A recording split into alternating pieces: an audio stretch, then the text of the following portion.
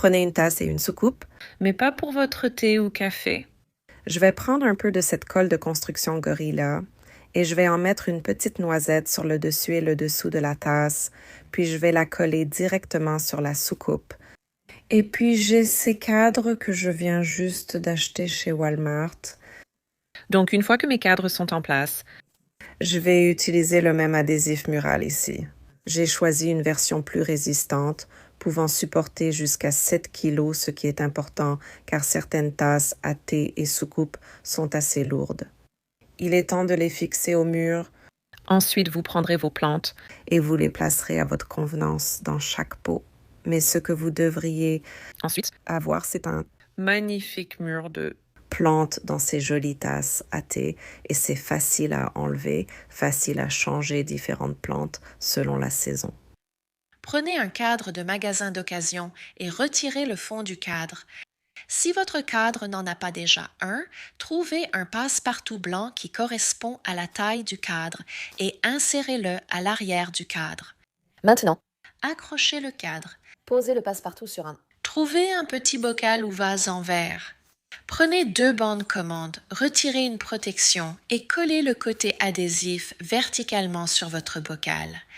Retirez l'autre bande de protection extérieure, glissez et collez le bocal au mur. Vous avez maintenant une œuvre d'art murale interactive en 3D. Accrochez-le dans un bureau, une salle de loisirs ou placez-le dans une salle de bain pratique. Et rangez les pinceaux de maquillage dans le bocal en verre, remplissez le vase en verre d'eau et ajoutez-y des boutures d'autres plantes. Vous adorerez la verdure et verrez les racines pousser dans le verre. Prenez quelques fleurs d'automne à l'épicerie et coupez les tiges à la bonne taille. Disposez les fleurs dans le vase en verre en variant hauteur, couleur et texture. J'espère que cela vous a inspiré à prendre un cadre de magasin d'occasion et à le transformer en une œuvre d'art 3D avec un bocal en verre et votre imagination. Pour ces projets, rendez-vous dans un magasin d'occasion ou vérifiez votre débarras car il vous faudra des tasses à thé et un couvercle muni d'une poignée. D'abord, prenez une mèche et fixez-la sur un autocollant rond, puis collez-le au fond de la tasse à thé. Placez un bâtonnet de glace avec un trou sur le rebord supérieur de la tasse à thé et faites passer la mèche à travers le trou. Prenez une tasse à thé et 3/4 de cire et mettez-les dans une casserole. Faites chauffer la cire jusqu'à ce qu'elle atteigne une température comprise entre 70 et 80 degrés Celsius.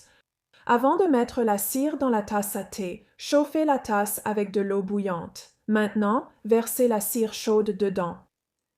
Déposez quelques brins de lavande ou d'autres fleurs séchées sur le dessus. Il faudra environ 2 à 3 heures pour que cela prenne. Enroulez le fil autour du bouton décoratif, puis tirez-le. Enroulez l'autre extrémité fermement autour d'un stylo en plusieurs boucles. Insérez une photo entre les boucles et placez-la à l'endroit de votre choix pour en profiter. Retournez la tasse à thé, utilisez de la colle E6000 et appliquez-en une fine ligne sur le fond de la tasse. Placez la soucoupe dessus en veillant à ce qu'elle soit centrée. Ce projet peut être utilisé comme support pour des bonbons, comme porte-bijoux, ou vous pouvez même y mettre une bougie et l'utiliser comme bougeoir. Regardez comme tous ces objets sont beaux ensemble. Ils feraient de superbes pièces de décoration pour un bureau, une étagère ou une table d'entrée. Si vous achetez dans une friperie et trouvez de jolies tasses à thé, j'ai une excellente idée. Donc, la première chose que je vais faire, c'est que j'ai besoin d'un trou au fond, alors je vais mettre la tasse à thé à l'envers. Dans une simple bassine d'eau, j'ai pris ma perceuse et j'ai fait une petite encoche au fond, puis j'ai pris un clou de 5 cm et j'ai tapé doucement jusqu'à ce qu'un trou se forme. J'ai besoin d'un trou plus grand, alors j'en ai fait d'autres autour. Ça commence à se fissurer et c'est là que ça devient amusant. Alors je prends simplement le marteau et je commence à taper doucement autour de l'endroit où se trouve le trou existant. Et en fait, j'essaie d'ouvrir tout le fond de cette tasse jusqu'à la bordure.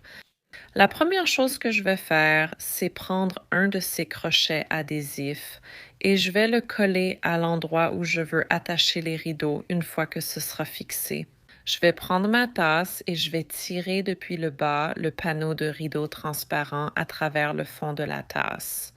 Et ensuite, je vais simplement faire un nœud très basique autour de la poignée de la tasse pour maintenir la tasse en place.